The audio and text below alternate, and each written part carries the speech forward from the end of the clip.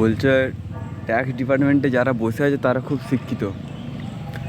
এখন আমাদের পশ্চিমবঙ্গে বা ভারতবর্ষে যত ডিপার্টমেন্ট আছে সেগুলোতে শিক্ষিত লোক না মূর্খ লোক বসে আছে সেটা বলা মুশকিল। কারণ কি আমরা দেখতে পাচ্ছি টিচারদের সাথে কীরকম একটা ঘটনা হয়েছে। আর সেকেন্ড কথা হচ্ছে এই যে সরকারকে প্রশ্ন করছি, as a Indian citizen I have to full right to ask two question hour government. এটা আমার অধিকার, আমি আমার সরকারকে প্রশ্ন করব এবং প্রত্যেকবার প্রশ্ন করব। এটা আমার অধিকার, এটা তুমি বলার কেউ নয়, এটা আমাকে সংবিধানে অধিকারটা দিয়েছে।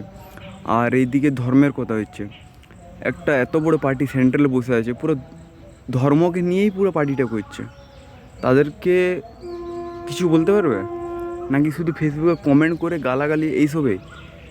একটা পার্টি ধর্মকে সাথে নিয়ে পরে একটা সেন্ট্রালে সরকার বানিয়ে নিয়েছে, তখন তাদের কোনো মাথা ব্যথা নেই।